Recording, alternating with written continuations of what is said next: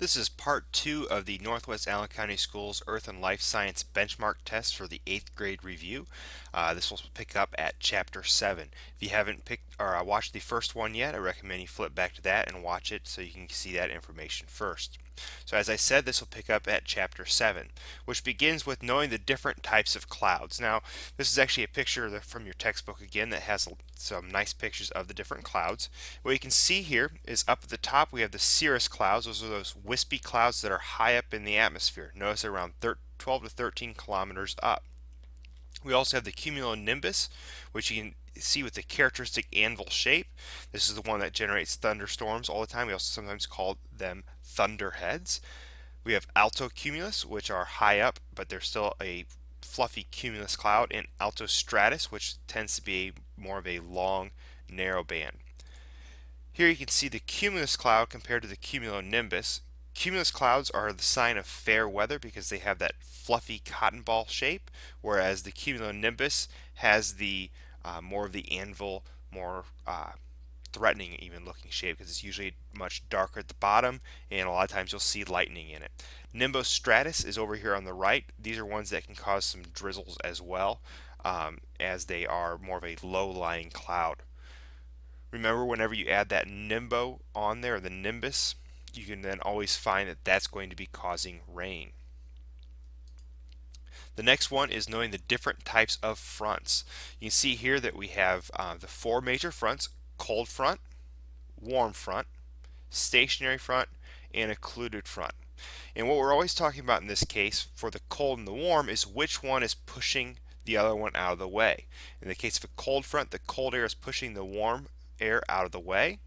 In the case of a warm front, the warm air mass is pushing the cold air mass out of the way. Stationary, we'll actually see some movement going against each other, but the actual line itself will stay in one spot. And then we have the occluded front, where you actually have the warm air trapped above two cold air masses. You can see here that cold fronts, stationary fronts, and occluded fronts tend to generate some weather with them as far as rainfall, whereas warm fronts typically are more of a better weather situation. The most major storms we usually see are cold fronts, and whenever we see one of those coming, it's a pretty good bet that we'll have a thunderstorm coming during the summer.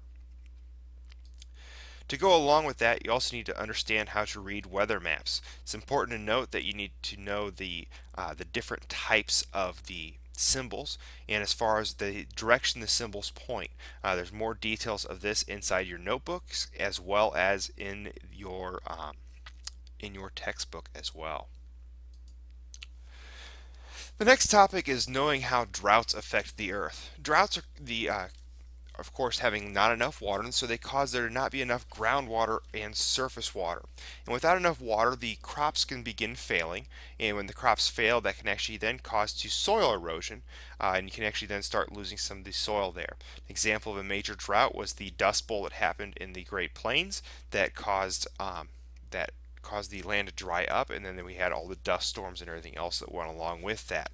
And it caused there to be a loss of fertility to the land, so they were not able to grow crops quite as easily there. The next one is knowing the cause of lake effect snow.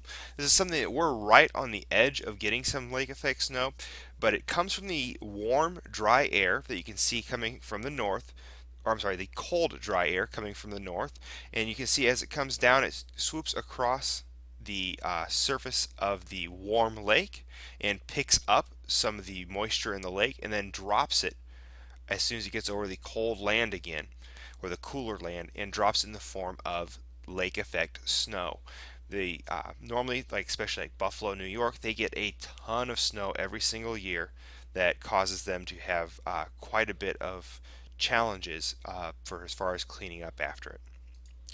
The next thing is looking at knowing the different types of precipitation. While this is a simplistic drawing, it's a very handy drawing to understand the four major types: snow, sleet, rain, and freezing rain. You can see on here snow, when it falls, it's coming from very cold up high to cold down low. Sleet, on the other hand, it actually begins as raindrops up high in the atmosphere, and it falls down and freezes as it's falling to the surface of the earth.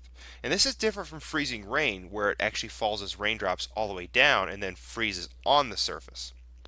And of course, with rain, it stays as a liquid the entire way, including once it hits the surface of the earth. The next one is knowing the different types of air masses. There were four of them that we studied. We had maritime polar, continental polar, maritime tropical, and continental tropical. Continental is always referring to a dry air mass, while maritime is always referring to a moist or wet air mass. Tropical is always talking about warm, while polar is always talking about cold. The next one is looking at the differences between cyclones and anticyclones. You can see I have a picture of both of them here.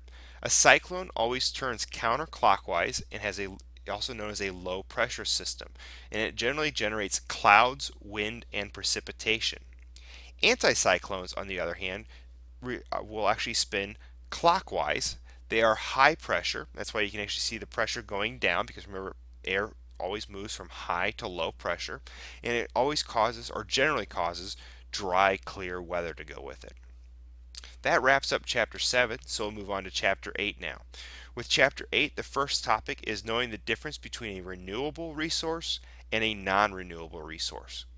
A renewable resource is always available or naturally placed in a relatively short time. A couple examples are wind and sunlight. Non-renewable resources are resources that are not replaced in a useful time frame. Now, some of these are replaceable, but many non-renewable resources are not able to be found again. For example, metals and minerals. Once we've used all the metal up, there is no more metal that's going to be available for us to get. So we need to find other ways to conserve, reuse, and reduce and recycle, for example. The next topic to go along with this then is knowing what sustainable use is and be able to relate it to this idea of forestry. Well, sustainable use is using resources in a way that maintains it at a certain quality. In forestry, this comes in the form of selective cutting, and that's when we cut down only some of the trees in a forest, and it helps to maintain the resource for future harvest. So for example, they go into a forest and they cut down a quarter of the trees, let's say. It leaves the forest still standing upright to help protect the ground from erosion, and then they can actually go in and plant some additional trees in there to continue it forward. The next topic is knowing what an ecological footprint is. Ecological footprint is the amount of land and water that an individual uses to meet their needs and to absorb the waste they produce. It's important that it includes both what you need in order to survive as well as what you need in order to clean up afterwards. That includes your entire footprint. And sometimes you'll hear people refer to it as like the carbon footprint, which is looking at just one specific aspect of it. But it also has a much more broader one looking at your water usage and other resources that we use. The next one is knowing the major cause of habitat destruction. And the major causes of habitat destruction and a cause of extinction then is the clear cutting of forest for industry or agriculture. For example, when the settlers originally settled this area, habitat destruction was very common as they went through and cut down forests in order to be able to plant farm fields. It has a purpose, but at the same time, it still did change the habitat in a way that it is very hard to return back to its original form. Chapter 8, there wasn't a whole lot on, so we're going to go ahead and move on to Chapter 9 now. Chapter 9 begins with knowing why fertility is so important for soil. Fertile soil is needed in order to allow plants to grow easily. This also then helps to prevent erosion because by having the plants growing there, it keeps the ground in place. If the nutrients are depleted, then the crops actually cannot be grown anymore because you're not going to be able to get enough nutrients for them to survive. The next topic was being able to determine the best solution when given a resource use situation is actually what it should read there. So you need to do what's called a cost benefit analysis, the best way to do this. That's where you write down what the costs are and then the benefits. So what's some downsides and what's the positives to it. We did a lot of this reading through on the through some of the case studies and trying to figure out whether we should, for example, drill for oil or the Keystone Pipeline. And then what you need to do is then use those resources to determine which is the best option, whether you should do it or not do that. And if there's not enough information, you actually need to go find ways to get more information. Do studies, additional research, try to figure out what the impact may be. The next topic on the list is knowing how the ozone layer helps the Earth. The ozone layer helps us out by first of all absorbing some energy from the sun. The greenhouse effect is an important process that it helps to both promote and cause some issues for us. But the big thing is that the greenhouse effect does help keep the surface of the Earth warm enough for us to live, and this is due to the ozone layer as one of the forms of absorbing that energy. It also protects the Earth's organisms from being exposed to too much ultraviolet radiation. That's what causes sunburns and skin cancer. If there is too much of that, it would actually cause there to be issues for plants and other organisms on Earth. The next topic is knowing and understanding the terms reduce, reuse, and recycle.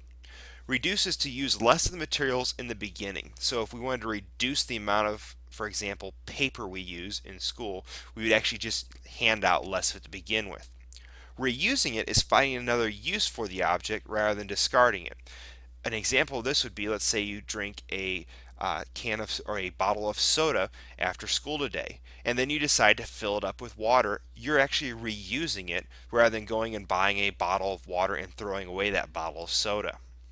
Recycling is reclaiming the raw materials to make a new product. So that would be after you use that bottle, you throw it inside the recycling bin, it goes to the recycling plant, is ground up and turned into, let's say, a park bench or even a new water bottle. And so that's a way to get the materials back. An important situation where this occurs at would be something like aluminum or steel. For example, we talked about aluminum being um, a very difficult material to be able to get into a usable form, and so in that situation you would want to try to recycle it rather than try to go mine some more of it. The next one was when given a scenario, be able to decide the best course of action to save resources. Again, you want to use a cost benefit analysis in order to look at that. That's going to be your best bet on that. The next one is knowing what scientists think is the main cause of global warming. And it's all ties back to the greenhouse effect, which of course is where water vapor, carbon dioxide, and methane absorb energy leaving Earth and reflect it back to the Earth's surface. Scientists think that carbon dioxide emissions have the biggest impact on this and therefore cause the most challenges for it. And of course, carbon dioxide emissions come from, well, us exhaling, but that's not a major source. Instead, it's pollution from cars and factories and power plants. The last topic in Chapter 9 is knowing how human activities impact the Earth and be able to cite specific examples of the effects based on the experiences you've had in class. And for this one, you need to look through your science notebook and think about what we've already covered and use those to help figure out what you need to take a look at. There's several different impacts that we've had, and knowing what those are. We've also talked about some of those even going through with this podcast. So this wraps up the part 2 of the Northwest Allen County Schools Earth and Life Science Benchmark Test podcast to help you review for the 8th grade final. You want to join me then on part 3.